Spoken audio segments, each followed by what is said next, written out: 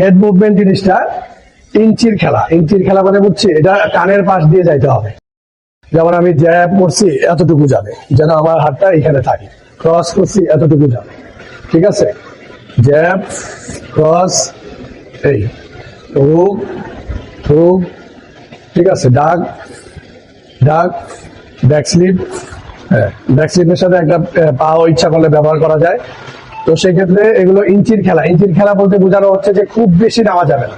দেখা গেল যে আমি জ্যাব করছি, অনেক নিচে নামছে, হ্যাঁ, আস্তে আস্তে মাইর খেয়ে যাবে অথবা কাউন্টার করতে পারবে না। কথাটা কি বুঝাতে পারছি? এখানে গুরুত্বপূর্ণ একটা ইস্যু আছে, সেটা হচ্ছে যে যেমন আমি ওই পাঞ্চ করতেছে, আমি তো চাইলে সরে যেতে পারি, তাই না? তাহলে তো পাঞ্চটা লাগলো না।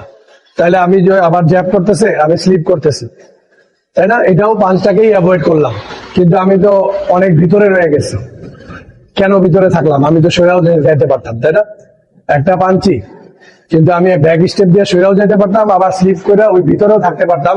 কেন আমি রিস্ক নিয়ে ভিতরে থাকবো? কাউন্টার করার জন্য। এবার আমি যদি আবার অনেক নিচে নামি, তাহলে কাউন্টার করে আসতে তো দেরি হবে। আর কতটুকু দেরি হবে? 1 ঘন্টা সময় লাগবে না? 1 সেকেন্ডের 100 ভাগের 1 ভাগ দেরি হইলেও ফাইটের মধ্যে, বক্সিং ফাইটের মধ্যে অনেক গুরুত্বপূর্ণ। কারণ ওইখানে হচ্ছে হিট অফ দ্য মুভমেন্ট। এতটুকু সময়ও অনেক বেশি। দেখা গেল যে অপোনেন্ট, ওই মানে বক্সিং এর মাইন্ড ট্রেনিংটা বা আপনার ক্যাপাবিলিটি এত বেশি থাকবে যে ওই 1 সেকেন্ডের 100 ভাগের 1 ভাগটাও আপনার অপোনেন্ট যদি দক্ষ হয়, তাহলে সে দেখতে পাবে যে আপনার যে আসতে দেরি হয়, হ্যাঁ, ওই টাইমিংটাই মিলাই দিবে। যার কারণে মাথায় রাখতে হবে যে হেড মুভমেন্টটা ইঞ্চির খেলা। এটা হচ্ছে যে আপনাকে কানের পাশ দিয়ে ঘষা খেয়ে যাবে। এবং আমরা হেড মুভমেন্টটা এই জন্য রিস্ক নিয়ে থেকে করি, সেটা হচ্ছে যে আপনার যেন আমি কাউন্টার করতে পারি। তো এটার সাথেই চলে আসলো হেড মুভমেন্টের সাথে আমরা কাউন্টারও প্র্যাকটিস করছি। তো কাউন্টার প্র্যাকটিস করার ক্ষেত্রে সাধারণত দেখা গেছে জ্যাব থেকে স্লিপ করছে, ক্রস করছে, তাই না? আবার রাইট থেকে স্লিপ করছে, হুক করছে। রোল যেদিকে করবে সেদিক থেকে হুক, রোল যেদিকে করবে সেদিক থেকে হুক। ডাক থেকে 1-2, ডাক থেকে 1-2, ডাক ডাক ডাক 1-2, ঠিক আছে? ব্যাক স্লিপ থেকে ক্রস।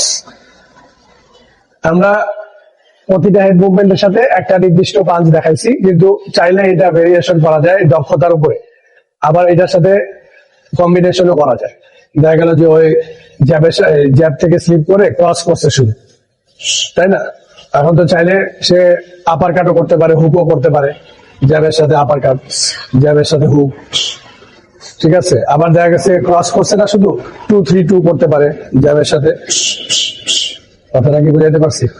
আমরা একটা জাস্ট দেখাইছি যে আপনি এইটা থেকে এই কাউন্টারটা করতে পারেন, কিন্তু এটার সাথে আরো যে আপনার পাঞ্চের ভেরিয়েশন আছে, কম্বিনেশনের ভেরিয়েশন আছে, আপনার স্পিড টাইমিং এর উপরে ডিপেন্ড করে আপনি আরো বেশি করতে পারেন, সেটা সমস্যা না।